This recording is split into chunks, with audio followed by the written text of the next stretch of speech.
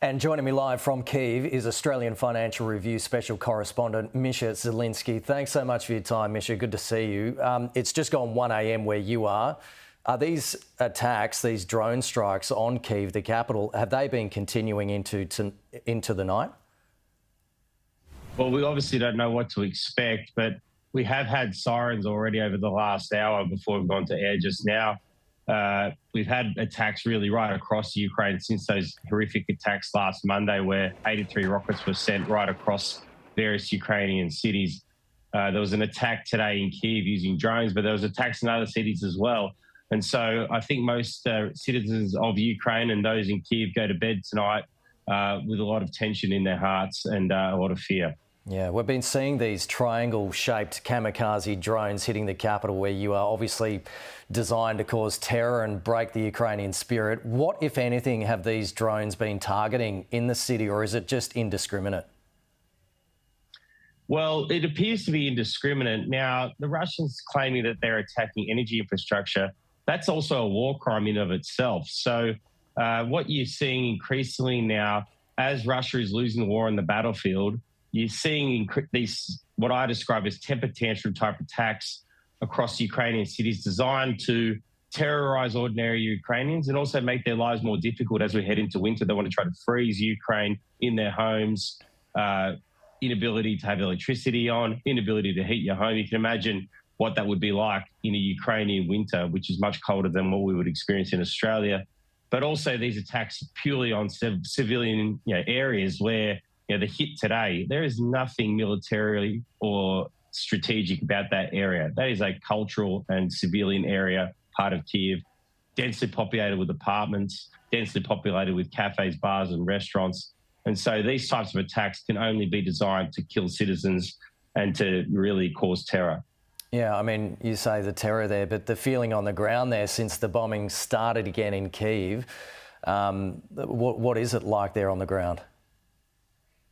Well, right across Ukraine, there's just anger, there's determination, and there's an absolute iron will to win.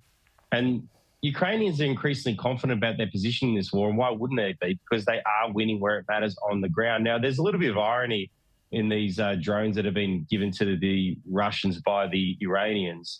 They're described as kamikaze drones. Now, you think back to World War II, where the term kamikaze came into vogue. The Japanese were using kamikaze pilots to try to stop the advance of the Allies, particularly their Navy. In the end, we know that Japan lost that war. Likewise, Vladimir Putin is trying to copy the tactics used by Hitler as he was losing the war with V1 and V2 rockets. He was destroying parts of Europe while his troops were being driven out of Eastern and Western Europe back into Germany. And so these tactics, they might make Putin feel better about losing the war, but they won't change the fact that he is losing the war where it matters most, in the northeast, in the southern parts of Ukraine. The Ukrainian army is prevailing, and that's what matters the most to Ukrainians. They want to get their country back. They understand that these types of attacks are horrific, but they know that it won't change the main game, and their focus is on winning the war where it matters most. Misha, the use of these drones instead of using cruise missiles, does this show that Putin is running out of weaponry? Well, it's a good chance that he is. We know that he's struggling enormously under the weight of sanctions, not just financial sanctions, but supply chain sanctions. You've had these reports around the place for a long time now of Russians breaking open home appliances like refrigerators, trying to dig out the chips in them so that they can restore their supply chains. And so the fact that they are now relying on drones from the Iranians might be indicating that the Russians are running out of long-range precision-guided weaponry. Some estimates say that they're down to 30%. Of course, we don't know.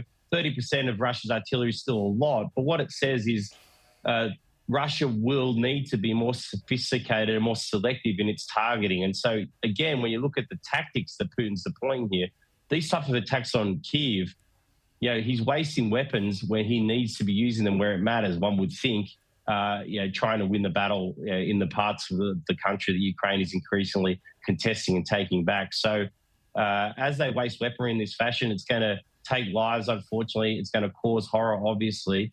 But, again, if the focus is on winning the war, you can't really understand why Putin would be using the weapons the way that he is. Yeah, just finally, Misha, Russia's defence ministry says its forces have repelled Ukrainian forces trying to advance into Kherson. Should we believe them? What are you hearing from the ground?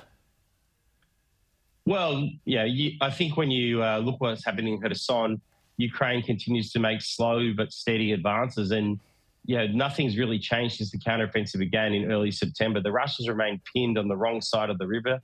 Putin is saying you can't give up that position. Any general would say the sensible thing is to retreat from Kherson and the western side of the Dnieper River and regroup. For political reasons, he's saying you can't give up that terrain. And so at least 25,000 of Putin's very best troops are positioned there, taking hits every day from HIMARS and other artillery and being worn down slowly but surely. So reports also coming out of Kherson say that Russia is slowly taking out the elements of its so-called Russian government there and moving out critical people and slowly taking them out as perhaps preparing for a Ukrainian assault ahead of winter. So, look, I'd be taking Russian reports quite skeptically at this point. Misha, Zelinsky, thanks so much. Really appreciate it.